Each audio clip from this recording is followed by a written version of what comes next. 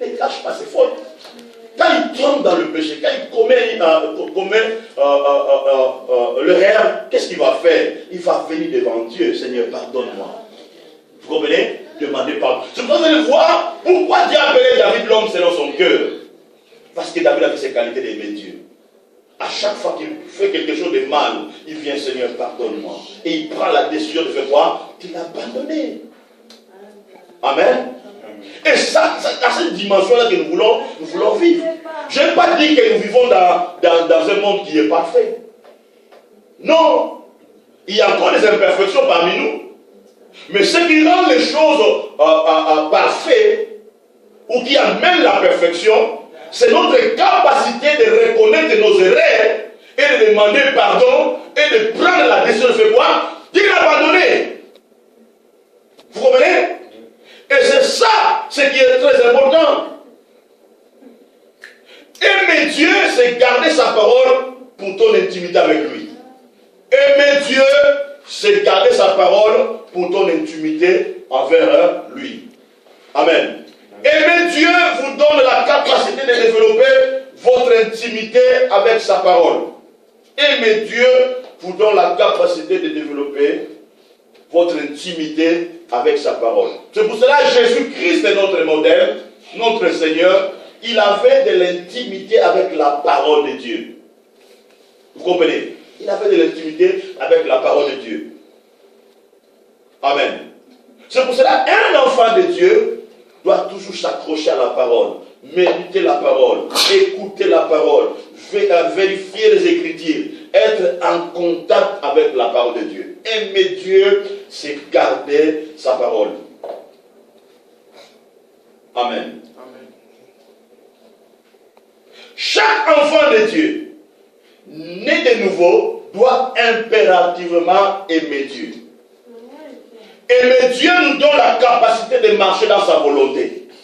Aimer Dieu nous donne la capacité de marcher dans sa volonté. Amen.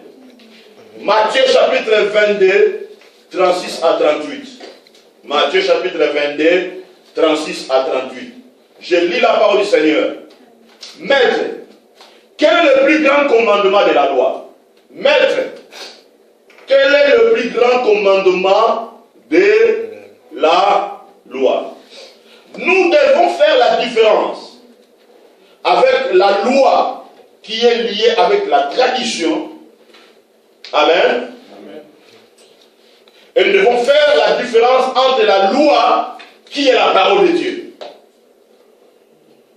Amen. Parce que Dieu n'a pas révélé l'amour, n'a pas révélé le commandement de l'amour dans le Nouveau Testament. Mais il a révélé le commandement ou les lois de l'amour dans l'Ancien Testament. Voilà ce que la Bible dit. Jésus lui répondit. Tu aimeras le Seigneur ton Dieu de tout ton cœur, de toute ton âme, de toute ta pensée. Tu aimeras le Seigneur ton Dieu de tout ton cœur, de toute ton âme et de toute ta pensée. Pourquoi le Seigneur a dit ça? Nous vivons dans un monde, pour réussir, tu dois avoir de la volonté. Parce que le monde que nous vivons est défini par rapport aux lois de la volonté. Si tu n'as pas la volonté dans ce monde que nous vivons, tu ne réussiras pas. Amen. Voilà pourquoi, et comme étant les enfants de Dieu, nous vivons cette terre, nous devons avoir de la volonté d'aimer Dieu. Pour que nous puissions réussir et prospérer. C'est le premier et le plus grand commandement. C'est le premier et le plus grand commandement. C'est le premier et le plus grand commandement. C'est le premier. C'est le premier et le plus grand commandement. Voilà pourquoi je vous ai dit, dès le début, que notre relation, ou la relation de l'homme dans le jardin d'Éden, était fondée, basée sur l'amour. Alléluia. Alléluia. Jean chapitre 14, verset 21. Jean 14, verset 21. Celui qui a mes commandements et qui les garde, c'est celui qui m'aime. Celui qui m'aime sera aimé de mon Père. Je l'aimerai et je me ferai connaître à lui. Amen. Suis-moi très bien ici. Celui qui a mes commandements et qui les garde, c'est celui qui m'aime, c'est celui qui m'aime, sera aimé de mon Père, je l'aimerai, je me ferai connaître à lui. Maintenant, ici, j'aimerais expliquer quelque chose de très important. Si nous retournons dans le livre de Jean, la Bible déclare, Jean 14, 23, Jésus lui répondit, si quelqu'un même garde ma parole, mon Père l'aimera. Nous viendrons à lui. Nous viendrons. Donc on sent, lorsqu'on aime Dieu, Dieu se déplace. Suivez-moi très bien. Quand on aime Dieu, Dieu il se déplace. Mais le problème, ce qui est plus profond, Dieu ne se déplace pas tout seul. Quand on aime Dieu, Dieu ne se déplace pas tout seul. Dieu se déplace comme Dieu le Père. Il se déplace comme Jésus-Christ le Fils. Et il se déplace avec le Saint-Esprit. Nous viendrons. Maintenant, regardez-moi. Abraham aimait Dieu. Il aimait Dieu. Une fois, Dieu le Père, le Fils et le Saint-Esprit, ils ont commencé à marcher dans la planète Terre. Alléluia. Ils arrivent jusque chez Abraham. Abraham a compris, non, ces gens qui sont venus ici, ce ne sont pas les gens de cette terre. Mais c'est Dieu, dans sa dimension trinitaire, qui est venu me visiter. Vous comprenez? Amen. Maintenant, les choses qui étaient impossibles dans la vie d'Abraham, lorsque Dieu le Père est venu, Jésus est venu, le Saint-Esprit est venu, les choses qui étaient impossibles étaient devenues possibles. La loi de la nature n'avait plus le pouvoir sur le corps d'Abraham et sur le corps de Sarah. La promesse qui a pris beaucoup de temps a été matérialisée parce que Dieu, dans toute sa dimension, était venu. Voilà, Christ dit, nous viendrons à lui. Alléluia. Nous viendrons à lui. Maintenant, à l'époque d'Abraham, Dieu a dit, ils ont dit quoi? Nous partons et nous allons revenir.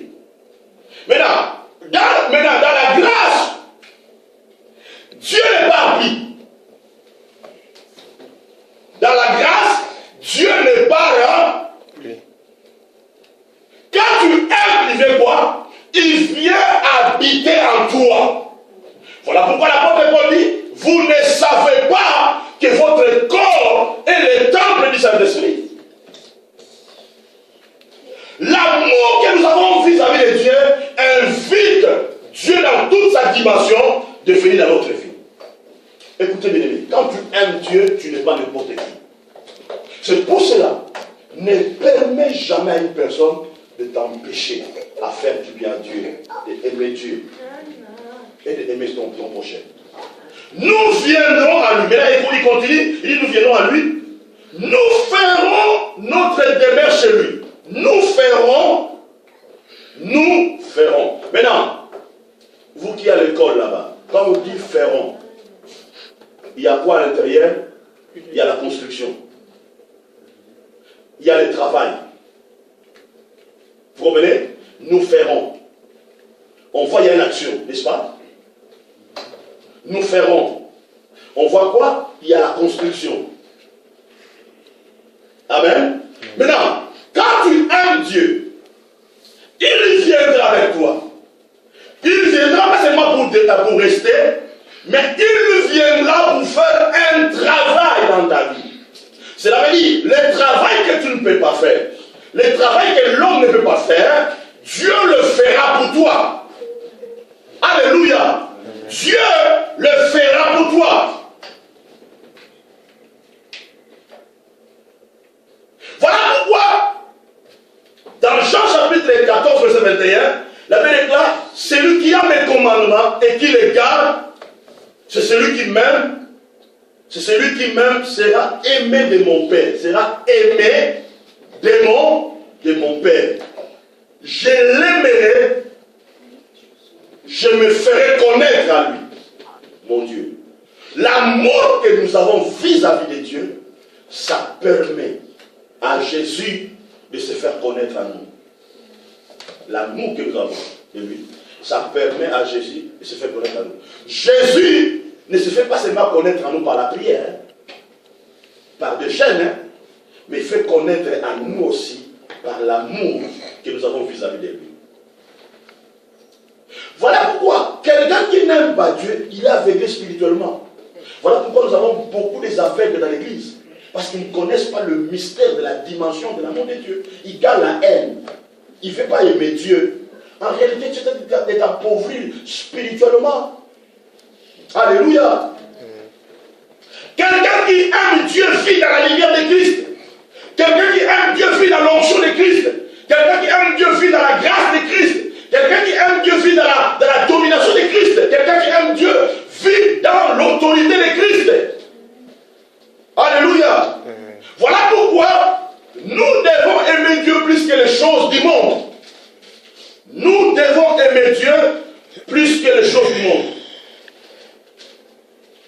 Les choses que vous aimez du monde, ces choses-là auront le contrôle sur votre vie. Si vous êtes marié, il faut contrôler votre relation. Il faut contrôler votre mode de fonctionnement. Amen. Nous devons aimer Dieu plus que les choses du monde. Voilà pourquoi la Bible déclare, n'aimez point le monde, ni les choses qui se trouvent dans le monde. Alléluia. Parce que la richesse, on revient maintenant à ce que Moïse a dit. La Bible déclare, il regarda la richesse infinie de Jésus-Christ plus que les trésors de l'Égypte. Est-ce que vous comprenez? Nous devons premièrement aimer Dieu. Quand je parlerai sur le troisième principe, vous allez bien comprendre ça. Alléluia. Premièrement, aimer Dieu plus que les choses du monde. Cela veut dire, si tu as l'amour, ton amour envers les choses que tu fais, si il est 5, pour Dieu tu dois le faire 20. Vous comprenez? Est-ce que vous comprenez bien? Si ton amour, si mon amour envers ma femme est 100, pour Dieu, je dois l'augmenter à 1000. Amen. Si mon amour envers mon travail est 100, pour Dieu, je vais le faire pour 1000. Maintenant, si j'aime mon épouse à 100 et que pour Dieu je le mets à 10, je pêche. Vous comprenez? Je perds la dimension de la bénédiction de Christ dans ma vie. C'est pour ça que là, tu aimeras le Seigneur de ton Dieu de tout ton cœur, ton âme et de toute ta pensée. Donc l'amour de Dieu doit être à un niveau plus élevé. Est-ce que vous me comprenez? L'amour de Dieu doit être comme ça. Doit être plus élevé. Alléluia. Amen. Amen. Amen. Alléluia. Amen. Si je donne à mon épouse 10 cadeaux, pour Dieu, je dois donner 100.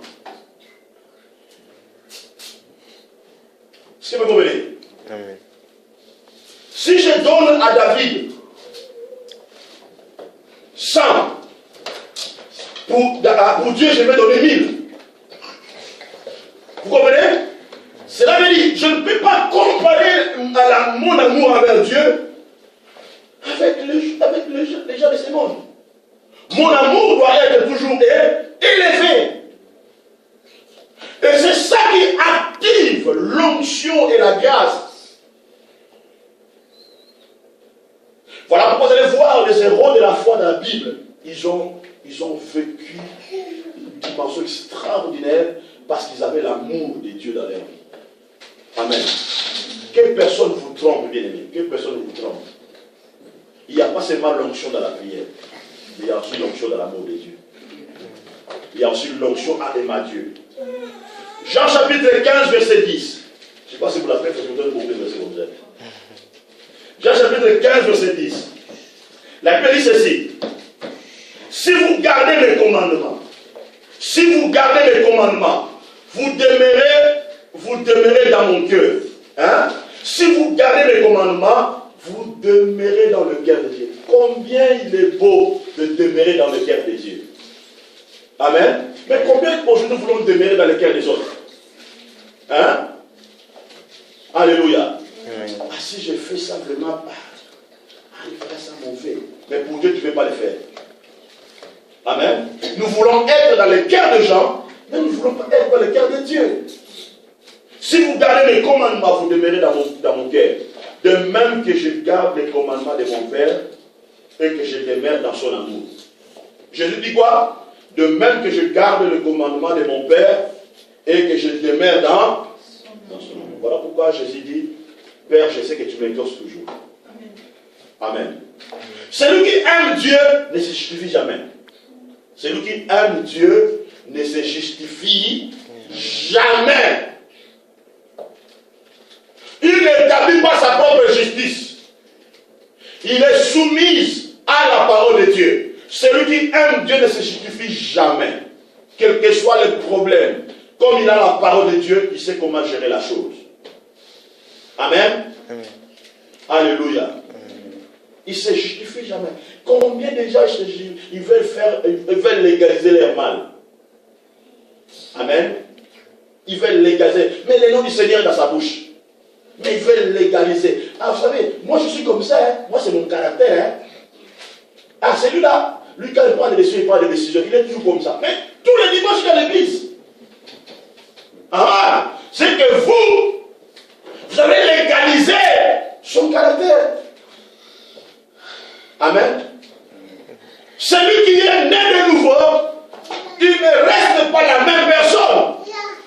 Il devient comme son Dieu, comme son Jésus.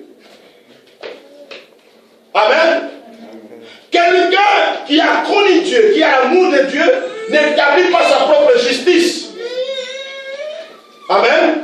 Il ne parle pas sur les gens, ah, vous voyez, mon épouse m'a fait comme ça, voyez, Cathy m'a fait comme ça, voyez, David m'a fait comme ça, voyez, Maître m'a fait comme ça, voyez, David m'a fait comme ça, voyez, l'autre m'a fait comme ça, voyez. Il ne parle pas chercher des raisons sur les gens. Il n'établit pas sa propre justice. Lorsque le problème arrive, un problème arrive, amen, qu'est-ce qu'il va faire? Il va courir dans la parole de Dieu. Qu'est-ce que la Bible déclare? Si ton frère fait une faute, fais quoi?